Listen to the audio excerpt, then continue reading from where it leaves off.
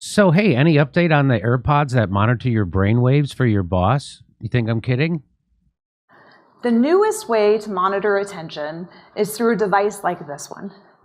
These are Earpods that are launching later this year. Earpods that can pick up brainwave activity and tell whether or not a person is paying attention or their mind is wandering. Well, you might think, fine, but even if we can tell whether a person is paying attention or their mind is wandering, you can't tell what they're paying attention to. You would be wrong. It turns out that you can not only tell whether a person is paying attention or their mind is wandering, but you can discriminate between the kinds of things that they're paying attention to. Whether they're doing something like central tasks, like programming, peripheral tasks, like writing documentation, or unrelated tasks, like surfing social media or online browsing.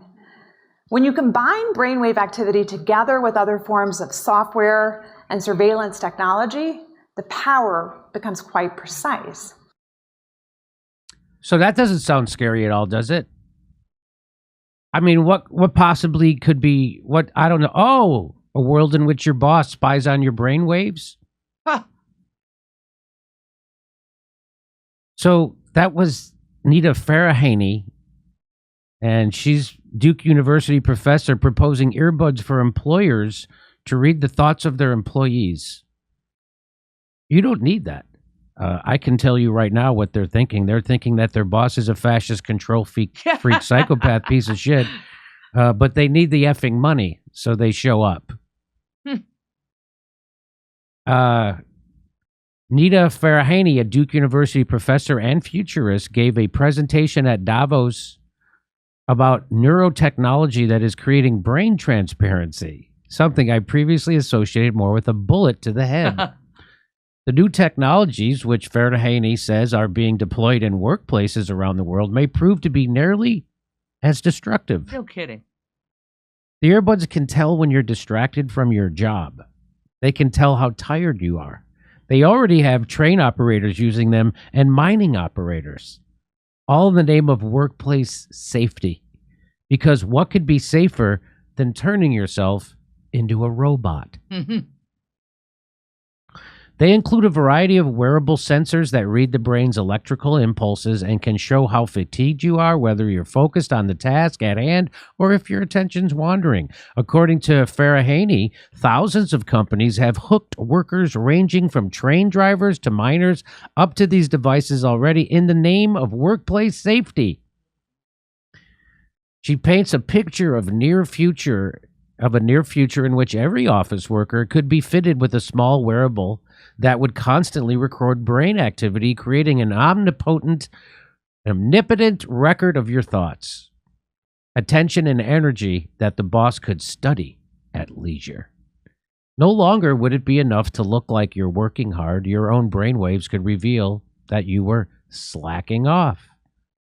Farahany acknowledges that there could be drawbacks here. Really? What could go wrong? Oh Done poorly, it could become the most oppressive technology we've ever introduced on a wide scale. Really? How could that possibly? I don't see it. Yet she seems more enthusiastic about the technology's promise for corporations, saying rather sanctimoniously that the workplace surveillance bossware that exists today tends to make employees upset even when it makes their lives better. Wow. So she acknowledges that in the wrong hands, this technology could be dystopian at best. She neglected to say that even in the right hands, the outcome is probably going to be the same. There's no such thing as a good version of this.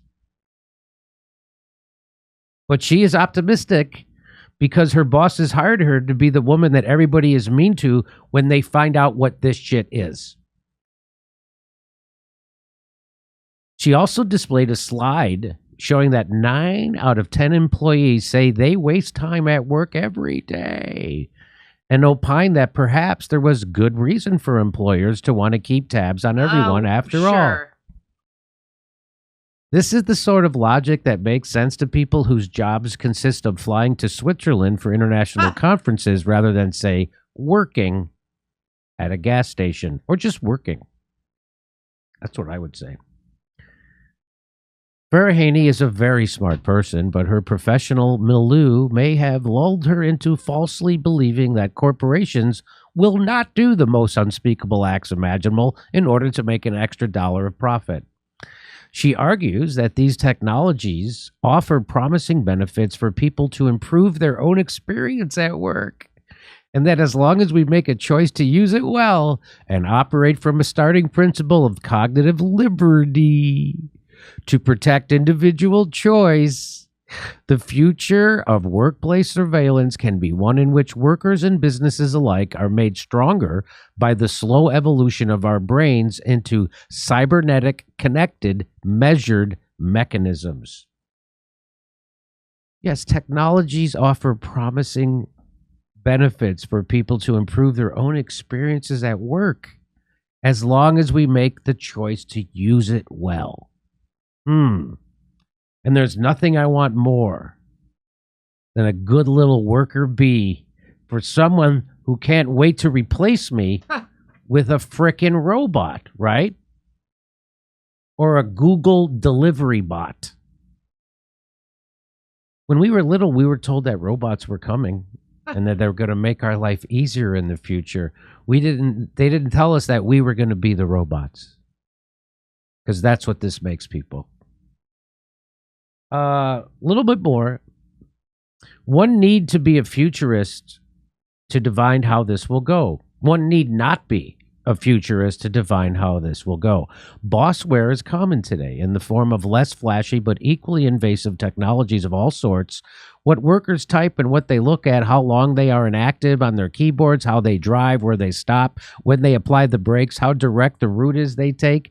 Everywhere you look, workers are being tracked, watched, measured, scored, analyzed, and penalized by software, human overseers, and artificial intelligence with the aim of wringing every last cent's worth of productivity out of the flawed and fragile flesh and blood units of labor who must regrettably be used as employees until the robots get a little bit more manual dexterity.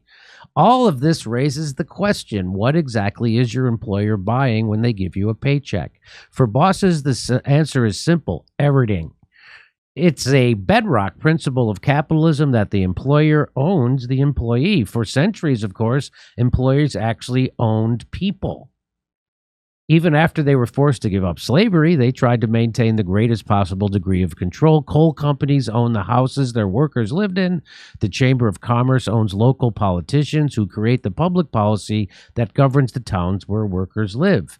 And it was long considered routine to fire and blacklist any worker who did troublesome things in their free time, like talk about communism or organize a union. The sum total of the entire past century's civil rights laws, labor rights laws, and corporate regulations have not been enough to eradicate the firm conviction of business that when they give you a salary, they are buying your whole life.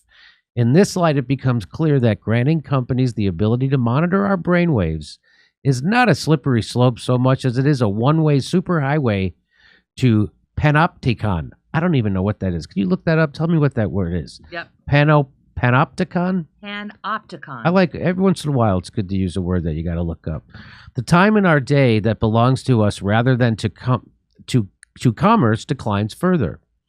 The area in which you get to be a person rather than an economic unit gets even smaller. At Davos, Farahany said that neurotechnology in the workplace has a dystopian possibility, but it is not stating the case strongly enough.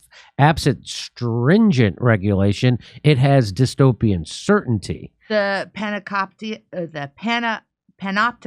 is a design of an institutional building with an inbuilt system of control. Okay. Waiting to see how this all turns out is a very dangerous idea. The biggest mistake you can make with dystopias is assuming that they never become real.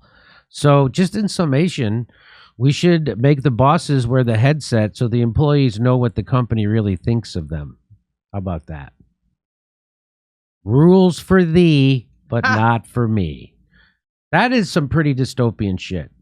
And so this word, it is not a slippery slope so much as it a one-way superhighway to complete control. That's what that That's what that word really means. Nice word. Holy cow.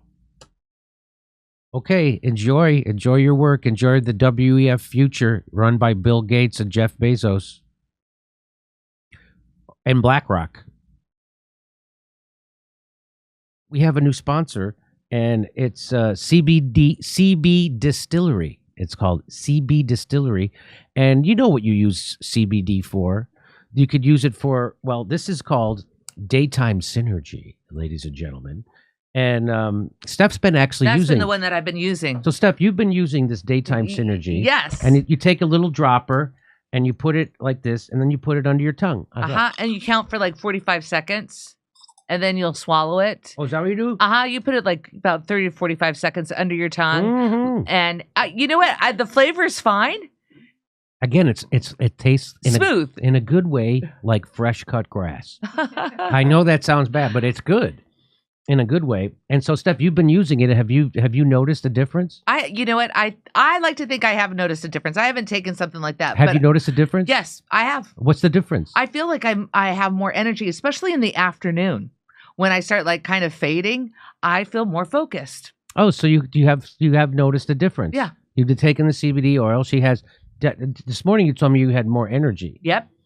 So she said she has more energy and more focus. So I have just started taking it, and I think I feel calmer because of my therapy and my therapist. But maybe it's the CBD oil. Who knows? But I have been less stressed. I know that. But again, I don't know if it's the CBD oil. It's because I've been doing this kind of reading books and Carl Jung stuff. But we'll see. They have all kinds of stuff, by the way. So the website is cbddistillery.com. The CB Distillery. So the letter. Well, we're going to put it up. And so there it is, right there. cbdistillery.com. And if you go there, use the promo code Jimmy, you get 20% off. But it's good for. So you know what CBD is good for. They also have creams and stuff. Can you give me the cream? So they also have these creams. And CBD balm, it's called. So you can put some of this, like, I'm going to start putting it on my neck, and I'll let you know how it works. It's supposed to provide relief, warming, and cooling, and contains essential oils. Oh, I like how it smells. Oh, it smells like spearmint. I like it. It smells like Wrigley chewing gum. Anyway, so put some of this on my neck, see how it works. So if you're into CBD and you like CBD cream and CBD oil, they have all their stuff. They have all kinds of stuff. Go to cbdistillery.com. Use the promo code Jimmy. You get 20% off. You get to get CBD stuff, and you get to support the show. So thanks for supporting the show. Hey, come see us on tour. We'll be in Baltimore, San Francisco, Huntington Beach, Rosemont, and Chicago, Las Vegas, Salt Lake City, New York City, Pottstown, Pennsylvania, Stamford, Connecticut, and more, and St. Louis. Go to jimmydore.com for a link for all our tickets for all our shows.